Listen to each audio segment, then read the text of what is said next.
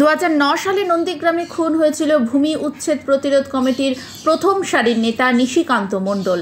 ভরসন্ধ্যায় নন্দীগ্রামের সোনাচুরের নিজের বাড়ির থেকেই সামান্য দূরে তৎকালীন পঞ্চায়েত প্রধান নিশিকান্তকে গুলি করা হয়েছিল। অভিযোগ ছিল মাওবাদীরা তাকে খুন করেছিলেন।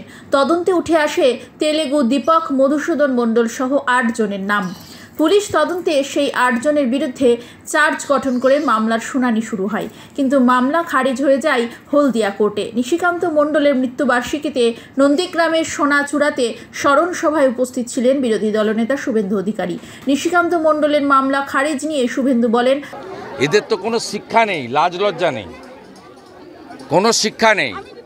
অনুব্রত মণ্ডল 1.5 বছর জেল খাটার পরে তাকে নিম্ন আদালত বেল দিয়েছেন। ভাষা দেখুন, বাঘ নাকি ফিরে এসছে, ফিরাদ হাকিম বলছে। মমতা ব্যানার্জি ফিরাদ হাকিমকে বলছে যে অনুব্রতকে সমহিমান নামতে বল। এদের কোনো লাজ লজ্জা আছে?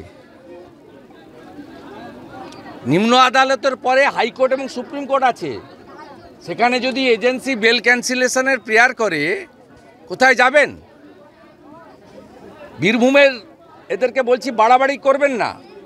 মোহাম্মদ বাজারে যে জিলোটিন স্টিকের কেস এনআইএর, তাতে আশিস ব্যানার্জির ভাইপোর নাম আছে, শুভাশিস ব্যানার্জি, তাতে ইসলামের নাম আছে, বড় ঠিকাদার, নলহাটির এমএলএর নাম আছে, বিকাশ রায়চৌধুরীর নাম আছে এবং অনুব্রত মণ্ডলের নাম আছে। তার সিকিউরিটিকে ডেকে জেরা করেছে সায়গলকে এনআইএ।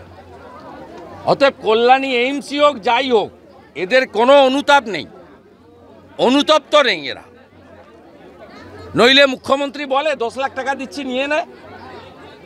একটা মহিলার ইজ্জত, তার প্রাণের দাম কি টাকা দিয়ে হয়? এদের কোনো নেই, ওই জন্য এরা করছে। আমি তো বলি এই পার্টিটাকে ইলেকশন কমিশনের উচিত নিষিদ্ধ ঘোষণা করা। তৃণমূলকে নিষিদ্ধ ঘোষণা করলে পশ্চিমবাংলায় এই রকম রাহাজানি, অত্যাচার, লুট, চুরি, দুর্নীতি কখনো বন্ধ হবে না।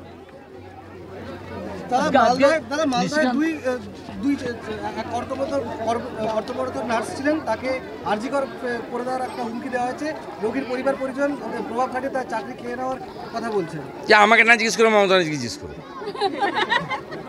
এ যতক্ষণ থাকবে এই যন্ত্রণা নিয়ে বইতে হবে, এই যন্ত্রণা নিয়ে লোককে বইতে হবে। নিশিকান্ত মণ্ডল হত্যা মামলা খারিজ হয়েছে, নিশিকান্ত মণ্ডলের পরিবার হাইকোর্টে গেছেন সিবিআই তদন্তের জন্য। হ্যাঁ, আমি পূর্ণ আইনি সাহায্য দিচ্ছি। সত্যজিৎ এবং আমাদের দিদি তারা আমার সঙ্গে যোগাযোগে আছেন। আমি তাদের পরামর্শ দিয়েছি, লয়ার ঠিক করে দিয়েছি।